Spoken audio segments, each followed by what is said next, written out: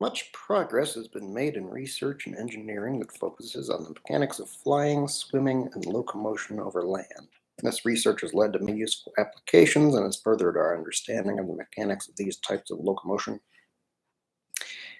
However, locomotion through granular media is still relatively poorly understood, as are the mechanics of tunnel formation, and few burrowing machines exist for practical application that match the performance of living organisms.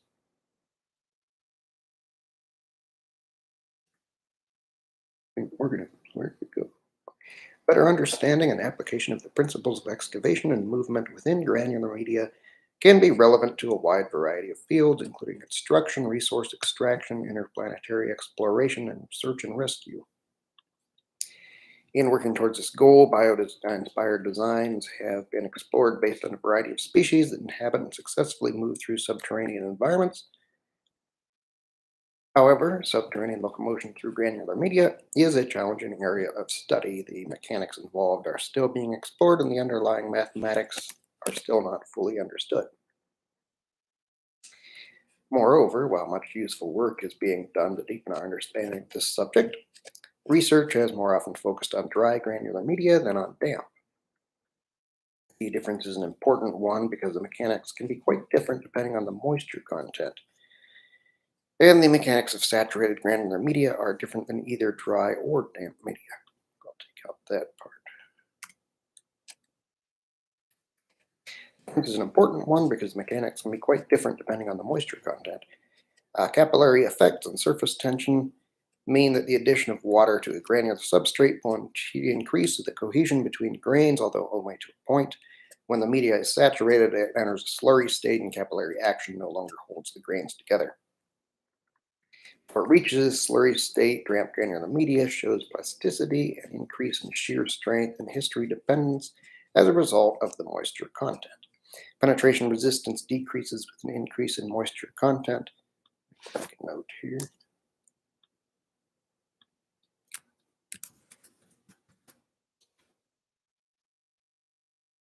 Penetration resistance decreases with an increase in moisture content in cohesive soils. Decreases. Okay. Dry sand can be made to flow when a force is applied, which allows some organisms to adopt strategies analogous to those for moving through a low Reynolds number fluid. Go out of place there. The locomotors moving through damp granular media are unable to use some of the strategies employed by those in dry media, while the cohesiveness of the substrate means that the grains are deformed into tunnels or burrows that will stay in place once created.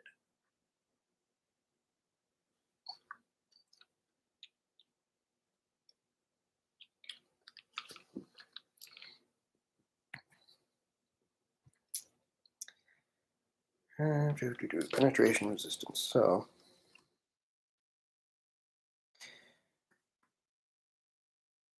let's do this. Let's put this point.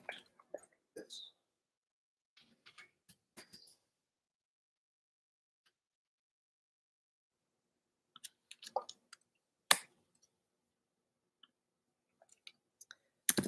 Penetration resistance decreases with an increase in moisture content in cohesive soils. Lack of research involving damp granular media may be due in part to the experimental challenges that damp granular media presents, especially in regards to numerical approximations and the preparation of repeatable trials. For example, the mechanics of locomotion through dry granular media can at least be approximated through a technique such as resistive force theory.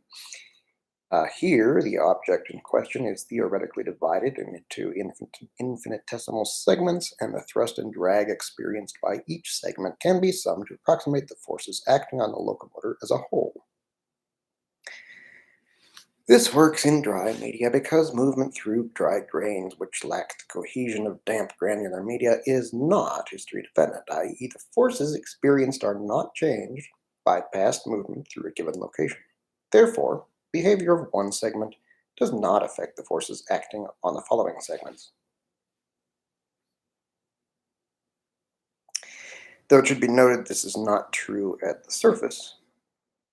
undulating body or a rotating head can thus be approximated through the integration of forces across all segments if movement is taking place at a sufficient depth below the surface.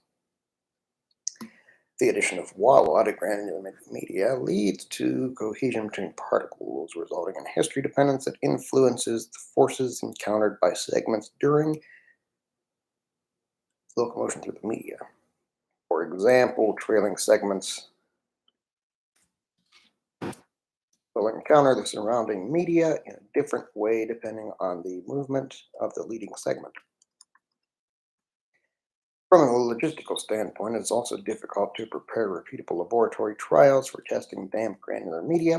Technologies such as air fluidized beds are an immense help in performing repeated experiments involving locomotors and dry media because the testing arena can be automatically reset after each trial. However, this method cannot be used for damp granular media because of its inability to fluidize in that way.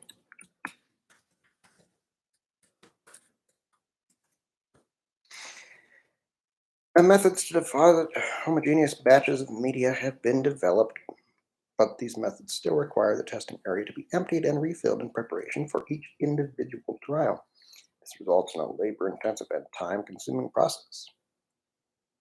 Despite the challenges, damp granular media is not only a common substrate for terrestrial locomotion, it is more commonly encountered in terrestrial habitats than dry granular media.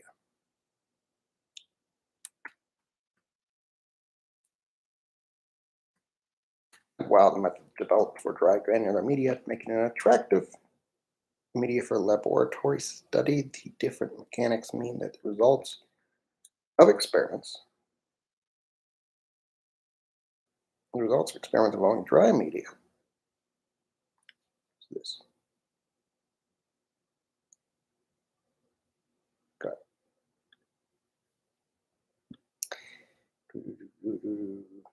Dry media cannot be assumed to relate to locomotion through damp. As a result, locomotion through damp granular media remains an open and attractive area for academic research. To explore the role that these different strategies play in locomotion, the head kinematic strategy used by limbless squamate burrowers will be examined in this thesis.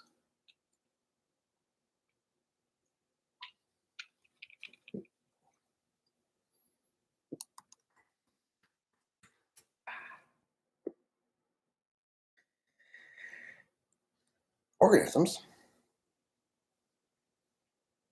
that move through granular media show a diversity of kinematic strategies, even among those of similar body plans inhabiting similar substrates. Species belonging to the clade Amphisbaenia will be of particular focus in this thesis, these animals being underrepresented in the literature, owing in part to their elusive nature and the difficulty of keeping them alive in captivity. Amphisbaenians are very successful in moving through compact soils, invading niches that are inaccessible to other reptiles, making them an attractive model for bio-inspired engineering. Further, distinctive head geometries and a relative simplicity of movement are advantages in constructing robophysical models. And let me see here. This includes limblessness, robophysical models.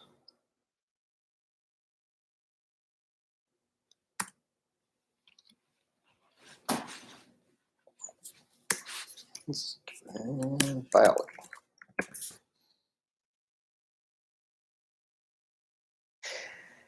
Amphisbaenians are generally found at moist substrates. Carl Gans, in 1968, suggested this is related to the water permeability of their skin. He also hypothesized that their preference for moisture could be, at least in part, related to the ability of moist substrates to be formed into tunnels. And once the tunnel has been constructed, the energy required to move underground is decreased, as is the energy required for respiration, as the body of the animal would otherwise have to push against the substrate whilst breathing. Amphisbaenians appear to have developed several adaptations to aid in subterranean locomotion. These include limblessness, except for bipeds, in which two tiny forelimbs are retained.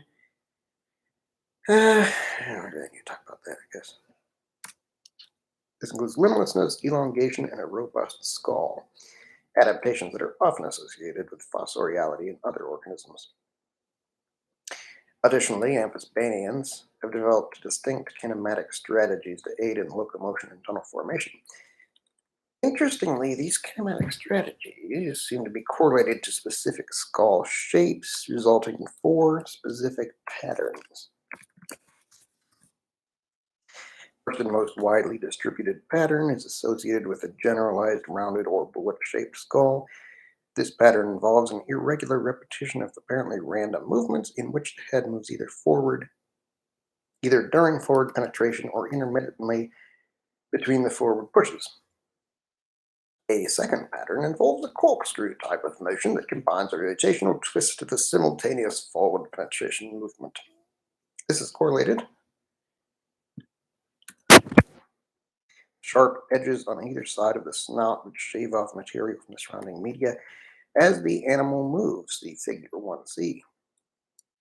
This pattern morphology combination appears to be advantageous in sand and sandy soils, and allows for rapid burial in hot and dry environments to access a cooler and moister substrate. Cooler and moister substrate. The corkscrew pattern is found among members of the family Trogonophidae. Is mostly found among members of the family Trogonophidae, which inhabit sandy soils in North Africa and the Arabian Peninsula. A third pattern involves a side-to-side rotation of the head in conjunction with the forward penetration movement. In this case, the skull is flattened laterally, so that the head resembles a wedge shape. This morphology has also been termed keel-snouted. See figure 1b.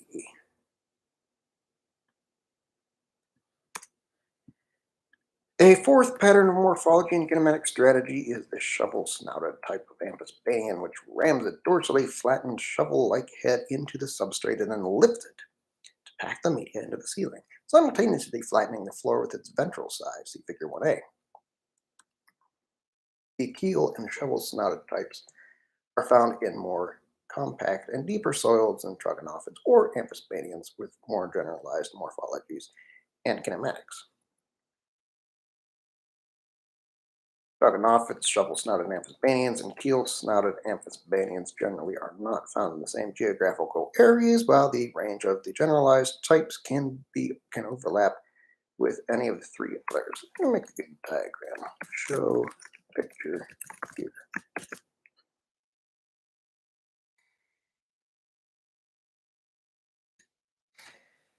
Again, in 1968, Carl Graham suggested that the decoupling of the head oscillation and the forward penetration results in an increased mechanical efficiency for burrowing. Additionally, intermittent ramming motions, as opposed to a single continuous push, should be advantageous simply due to the fact that the force of the animal applies to the substrate is directly proportional to its acceleration.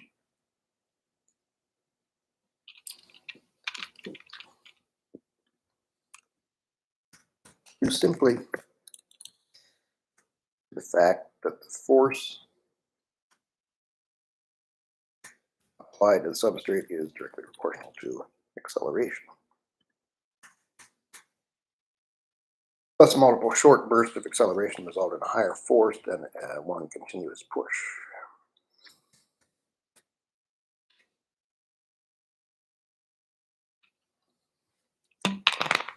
Both these strategies are, however, hypothetical.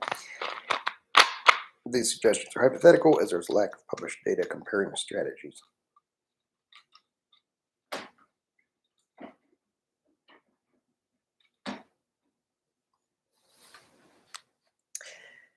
Published data are also lacking concerning the reductions in force correlated with head oscillation patterns during locomotion through wet granular media.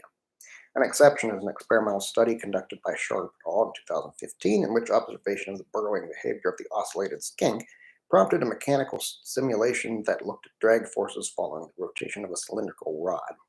Oscillated skinks employ a side-to-side head rotation that is simultaneous with forward penetration. One hypothesis for this behavior is that it weakens the resistance of the media and thereby decreases the force needed to penetrate.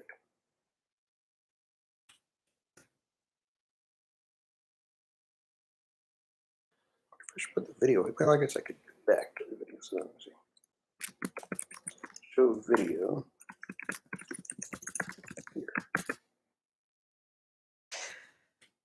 They found that wait a minute, one hypothesis, okay, yeah. Sharp et al., again in 2015, found that a side-to-side rotation decoupled from forward penetration lowered the drag force experienced by a cylindrical intruder, although this advantage was transient and disappeared after about 4 centimeters. Interesting.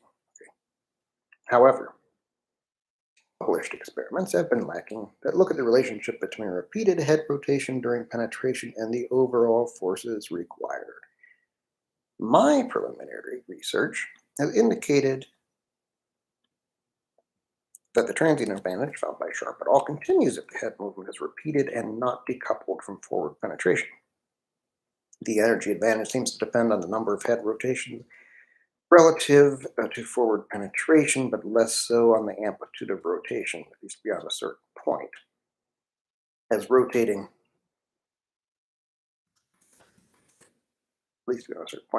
the head more often and at a higher amplitude incurs a greater cost of energy. This implies that there may be optima for these variables outside of which efficiency is lost. There you go. Descriptions of these preliminary results will be covered in more detail in the relevant proposal chapters. The forces involved with burrowing are much higher than other forms of locomotion, and the energy cost associated with this means of locomotion is higher than any other, presumably. This being the case, it would make sense that burrowing should lead to selective pressures that drive the morphological evolution of burrowing organisms. In general, burrowing organisms tend to share some common traits with convergent evolution appearing to favor narrow, elongated body shape, a reduction of limbs, and a decrease in size. Resisted forces may drive head shape as well, as geometry plays a role in the forces required for penetration. Experimentation has shown that narrow and generally more conical shapes experience less resistance penetration than other shapes with wider diameters. This is somewhat complicated, however, by other selective pressures such as feeding that may constrain the head shape of burrowing organisms. Moreover, organisms with different head shapes can adopt strategies of head movement during locomotion, which likely change the effect that any specific head shape will have on the forces experienced by the locomotor. This would in turn lead to differences in the optimal head geometry for a burrower based on behavior. But research has not always supported a relationship between head shape and fossoriality in living organisms. For example, Lau et al. In 2021 looked at head shapes in relation to the push forces of caecilians while burrowing and found no significant relationship. Their data suggest that the differences in head shape were not a result of the selective pressures of fossoriality alone. However, the variations in head shape of the caecilians in this study were not as drastic as those evident in specialized amphisbaenians, and the study did not consider the movement strategies of the head. A plan. This thesis, well, I think there's still in the introduction here too. This thesis will address the knowledge gaps in our understanding of how head shapes and kinematic strategies impact the forces involved with burrowing for squamates, particularly in damp granular medium. Specifically, the topics of investigation will include 1. The effect of varied rotation ratio and amplitude on the forces required for burrowing. 2. The effect of intermittency as opposed to simultaneous push and rotation. That is, whether the animal is rotating the head while pushing forward or stopping its forward push to rotate the head before continuing the forward movement. And finally, 3. An analysis of head geometries in combination with kinematic strategies. Research I need some coffee for this tea. Research will involve a robophysical model, a mechanical device that simulates the geometry and kinematics of the organism of interest. The model has advantages over using live organisms due to the elusive nature of animals such as amphispadians and the scarcity of finding them alive in captivity. But robophysical models have further advantages in the fact that they are programmable, which is of enormous benefit when studying locomotion underground in an environment that cannot be observed visually. In this way, we can control the movements of the test subject and be sure that it is performing these movements even when it cannot be seen. Further, using a robophysical model allows re-elimination of variables so that the experiments can focus only on the factors of interest. Now, we make it to the methods section. The robophysical testing apparatus being used for this thesis consists of a 3D printed cylindrical shaft and a movable head actuated by hydraulic pistons. A hydraulic system, as opposed to a pneumatic one, is essential in this case, so that the position of the submerged penetrator can be known, although it is not visible. The hydraulic fluid, being incompressible, allows for a one-to-one transfer of the motion from the piston to the robot. For video here. One piston extends and retracts the shaft, while a second rotates the head through a slider crank mechanism. These are connected through hydraulic tubing to two driving pistons, each coupled to a stepper motor driven by a worm gear, a stepper motor driven worm gear by a 3D printed load cell. Deformations in the load cell are sensed by two 350 ohm strain gauges connected in a half Wheatstone bridge configuration to a custom amplifier. Designed by Kalen Gamble, recently graduated, and you can read about that in this paper that's up for review. Voltage output is recorded. Speaking of which, yeah, it's got people pictures up there. Okay.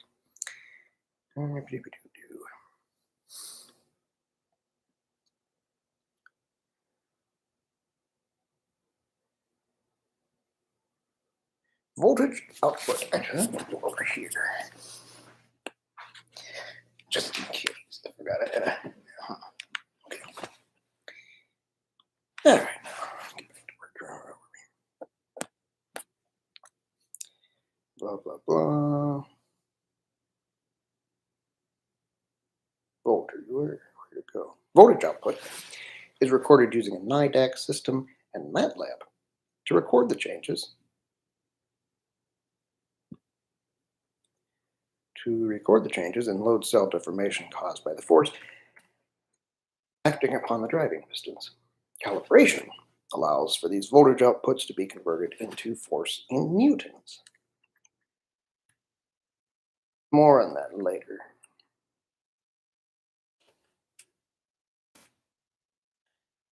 More on this later. The stepper motors are controlled through an Arduino system.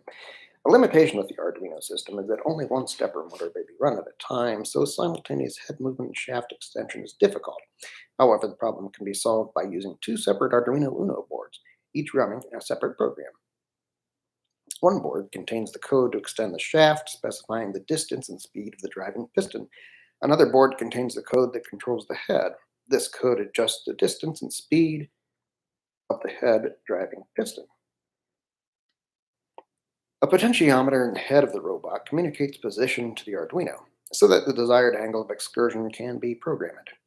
The excursion angle is verified using a protractor before beginning the set of trials. The head board also sends a signal to the shaft board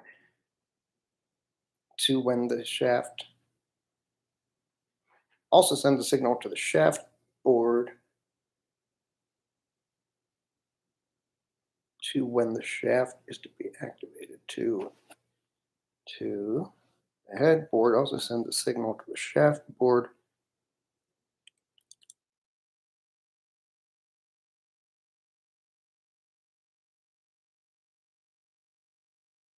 activating the shaft motor, allowing both motors to be operated simultaneously if desired, since each individual board is operating only one motor at once. In order to ensure that the shaft extension and head rotation are synchronized in overall timing, a trial sweep of the robot head is run. The system records and displays the run time for the rotation sequence, which is then used to calculate the speed at which the shaft motor must be set for the proper rotation, for the proper ratio. Because the system is operating slowly enough within a granular media, inertial effects are negligible and difference in force ratios caused by change in speed should be irrelevant. The head is easily detachable, press fitted on a shaft extending from the potentiometer. In this way, the variable head shape can be changed. Head pieces of different geometries will be designed and printed, inspired both by existing morphologies and geometric shapes. Following a simplified version of a method used by Sharp et al. In 2015, we built a system for homogeneous deposition of damp granular media involving a hand-powered shaker screen with a quarter-inch mesh. The shaker screen is suspended above the testing arena. Damp sand is shoveled into the screen and shaken through. This kind of soil raining deposition was found by the Goldman Lab to produce a more even and homogeneous distribution of sand, avoiding the formation of voids in the testing area that could interfere with repeatable results. Repeated trials of our robotic penetrator have verified the mechanical properties of the sand deposited through the manual shaker screen here are indeed comparable among replicate trials. Sand is shaken into a large tub until the container is filled halfway, at which point the robot is attached to a fixture mounted upon the side wall. Sand is then deposited to fill the remaining volume, leaving the robot submerged at the midpoint of the container and thus minimizing edge effect. Somewhere down here. Yeah, I guess I can fix that later. Thus minimizing edge effects. Where was I?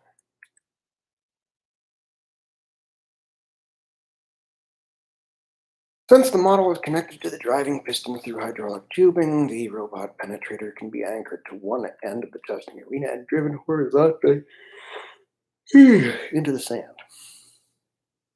This eliminates depth effects, otherwise penetration into granular media is subject to a pressure that increases proportionally with depth that is similar to the hydrostatic pressure experienced in fluids. Force required to operate the system without submergence in sand is recorded to be used as a baseline, as in the red line in figure 3. No, the red line in figure 1.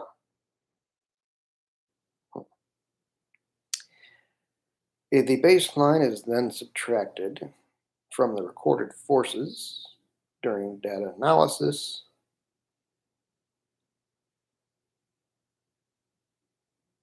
Baseline is red. Recorded forces being the green line to provide the forces that are brought about entirely as a result of submergence in wet sand, which is the blue line, which you guys can't see because I'm just reading through these notes and I don't have the actual presentation up. A fast Fourier transform will be done, followed by a low-pass filtering to smooth the data. Forces will be calculated after filtering. Forces required to penetrate in this case involve two main components. First, there's the force involved with pushing the penetrator forward into the substrate. Second, there's the force involved with moving the head, should a head movement strategy be employed.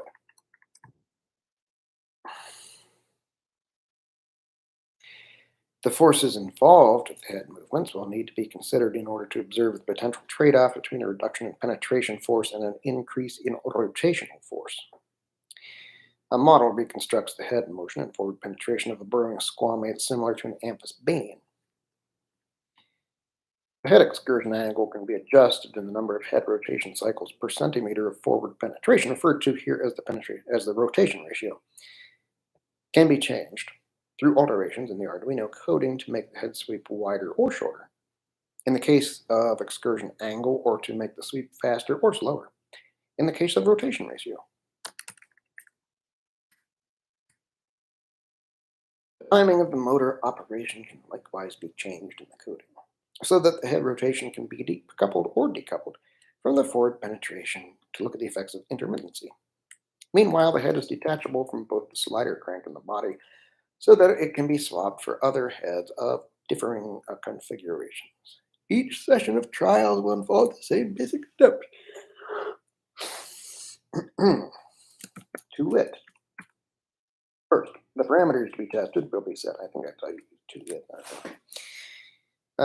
Through changes in the Arduino code, changing the robot head, or both.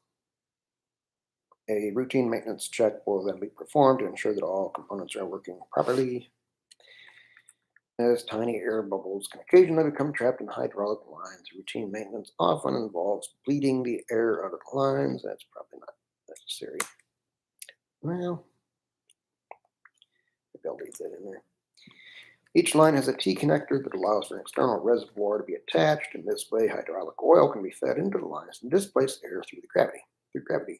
Occasionally, this process can be aided by disconnecting the driving pistons from the motors and manually pumping them to work the air out of the lines. The robot is given a test run to ensure proper functioning. That's the next step. A small protractor, temporarily mounted to the penetrator just above the head, allows for visual confirmation that the desired angle of excursion is being reached during the head sweep. If necessary, the distance of the shaft extension can be confirmed using a meter stick. The Wheatstone bridge circuits are then zeroed, a multimeter is used to ensure that the bridge is balanced before trials. Minor adjustments to the resistance being made using a built-in potentiometer in the circuit. While the circuits are zeroed, the load cell couplings are detached from the driving pistons, and the lead screws are detached from the motors so that the load cell coupling units slide freely on the guide bars. Yeah. This ensures there is no external force acting on the load cells while zeroing. Sand is deposited through the shaker screen until the test arena is filled halfway. At this point, the clay bolt is attached to the mounting in the arena, and sand is deposited to reach the final depth. The robot is at an equal distance of 15 centimeters from the top and bottom, and an equal distance of 16 centimeters from each side. The head of the robot is at a starting position of 34 centimeters from the end wall of the test arena, or 33 centimeters from the back wall, and at an end position of 24 centimeters from the end wall of the test arena, which is 43 centimeters from the back wall. The MATLAB program will start recording the data input gathered by the NIDAC, and the machine will be engaged with the predetermined testing parameters. Following each trial, sand is sampled to monitor for potential changes in moisture content over time. For example, due to evaporation, a sample of approximately 20 grams of sand is taken for thermogravimetric analysis of water content, following a procedure illustrated in Susha Lakshmi et al. 2014. Following thermogravimetric procedure.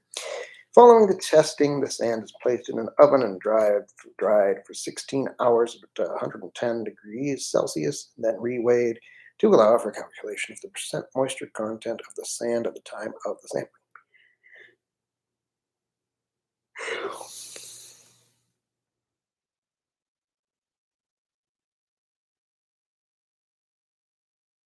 Then the penetrator is excavated from the sand-filled test area. Calibration is done by vertically orienting the load cells and attaching them to a metal frame that allows for weights to be suspended from them by Kevlar thread. In the case of the shaft load cell, a screw is set into the top of the load cell and the thread looped around this so that the weights can compress the cell. Since the load cell and the head driving piston is recording both forces in compression and tension, a similar process is used with the addition of a step in which the load cell is inverted so that the weights are stretching rather than compressing the cell. Voltage readings are taken as an average of 3,000 data points recorded for each weight. As each weight is experiencing gravity, the force in newtons can be calculated as obviously 9.81 meters per second squared times the weight in kilograms. This is plotted against the voltage measurements to give a conversion factor so that all of the readings taken during the trials can be converted from voltage into force. So all of this is the introduction and the methods, and we finally get to Project 1, the effect of varied rotation rate and amplitude on the forces required for burrowing. So, background here. In amphibians, side-to-side and vertical head movements probably function to compact the soil into the sides or the roof of a tunnel. However, oscillated skinks also employ a side-to-side head movement while moving through dry and therefore non-cohesive stands. They're not making any tunnels. So the reason that oscillated skinks do this is unclear, but one hypothesis is that the movement decreases the required penetration force.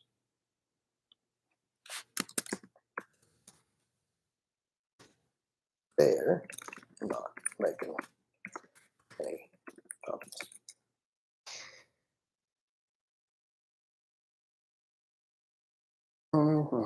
Okay.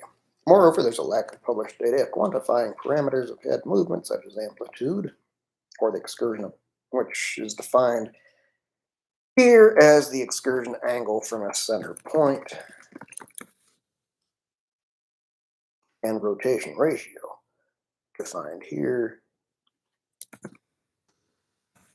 as number of head oscillations per unit distance, and the influence that variations of these parameters have on the performance of an organism. To address these issues, these parameters of movement of the head of the above-mentioned robophysical model are systematically varied.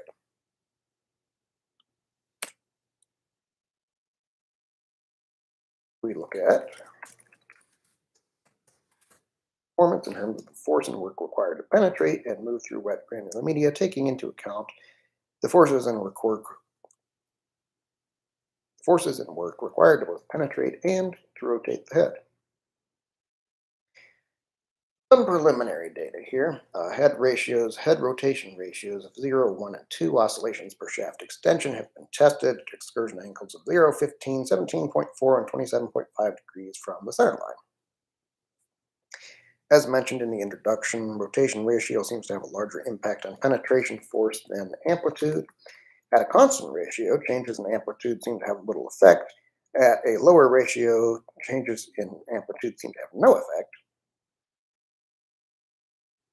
While at the higher ratio, both amplitudes of 17.4 and 27.5 degrees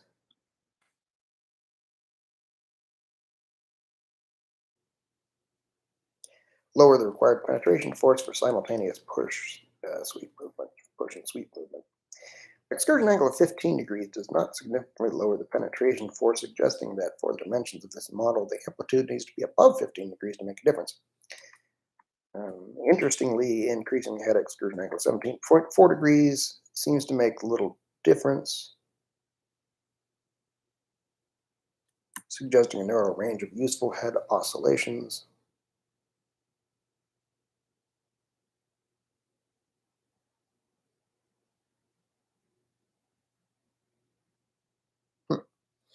Head oscillation amplitudes. However, the data are very preliminary as the model has been updated and only the 0 and 15 degree amplitudes have been tested with new components. So moving forward on this one, the research will look at amplitudes of 0, 5, 10, 15, 20, and 25 degrees and head oscillations of 1, 2, and 3 per shaft extension. The hypothesis is that there exists an optimal combination of parameters that reduce the required penetration force and work. It is predicted that the optimum lies somewhere around an amplitude of 17 degrees with a ratio of oscillation near 2 rotations per shaft extension. For statistically robust data, each trial will be repeated 5 times. A fast Fourier transform will be done, followed by low-pass filtering to smooth the data. Forces calculated from the voltage measurements using conversion factors described above for both the head and shaft. A mean force and maximum force will be determined from the smooth data. Work will be calculated as the area under the curve in the time/force graph. Mean forces, maximum forces, and total work will be compared using ANOVA.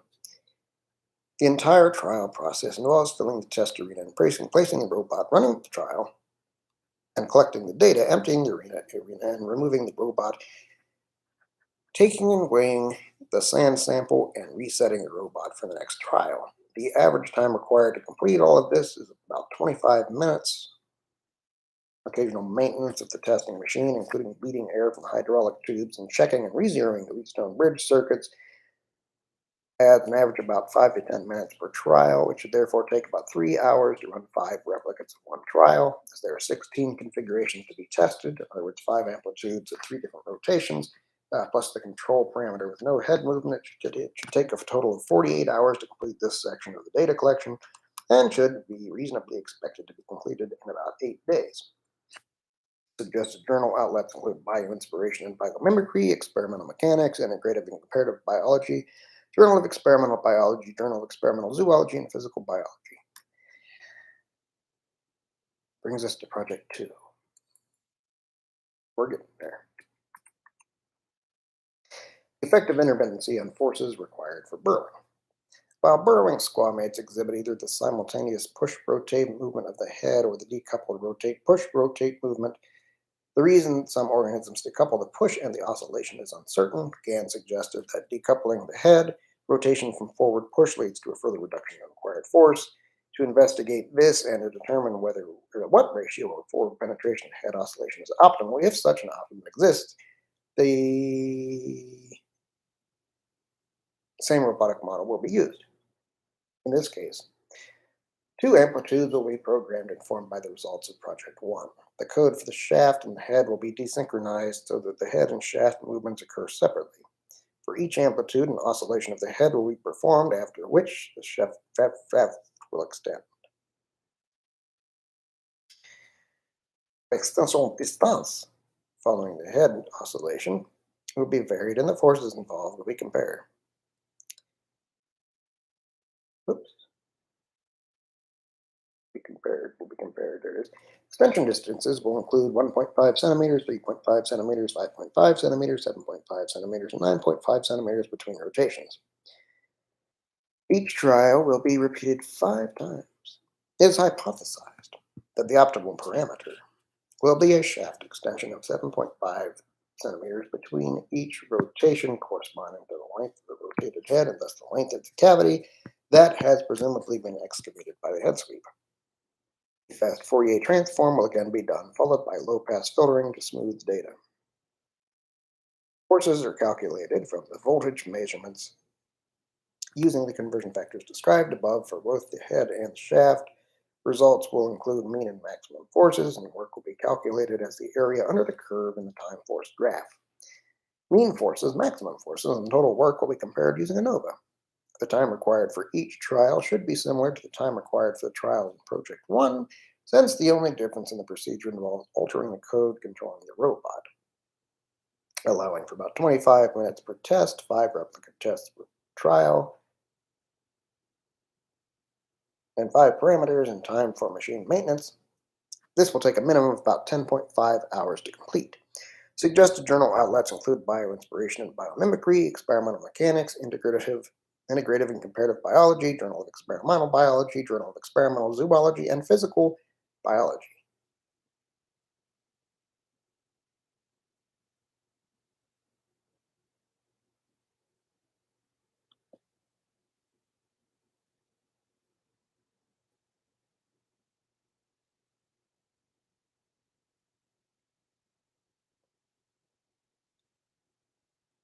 Okay. Project 3, last project, head shape. Head shape. It has been shown experimentally that different head shapes lead to different penetration forces for artificial probes. For example, bio-inspired root-like shape experience lower forces than arbitrarily designed conical, parabolic, elliptical, or cylindrical probes. Larger diameters require more absolute force to penetrate, but when this is normalized by cross-sectional area, the force decreases with diameter. More gently tapered, pointier shapes experience lower penetration forces in general than blunter shapes.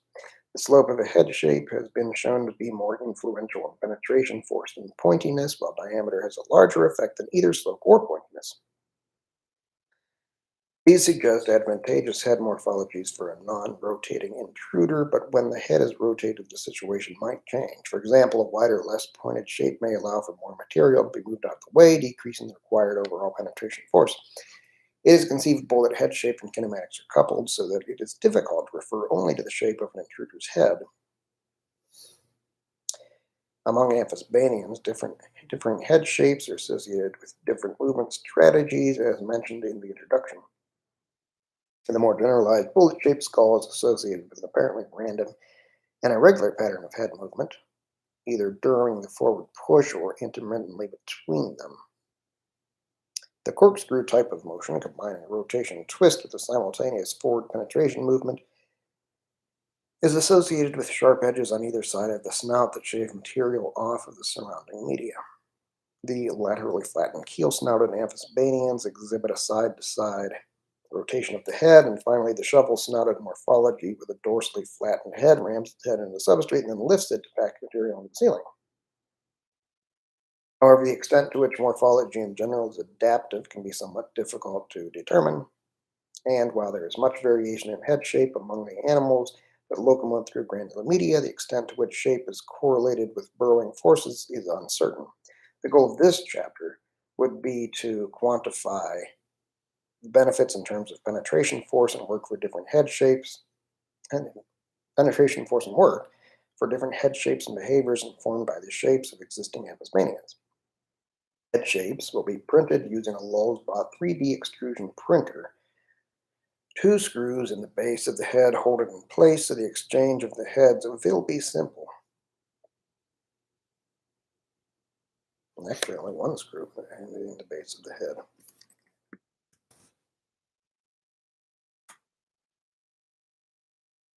Well, depends on how you look at it. Anyway, the base of each head, let me make a note there because it's a little more complex. The base of each head is smaller than the widest diameter of each head shape, so the part that attaches the shaft to the robot will be a standard size. Three head shapes will be tested: a dorsiventrally flattened shovel-headed shape,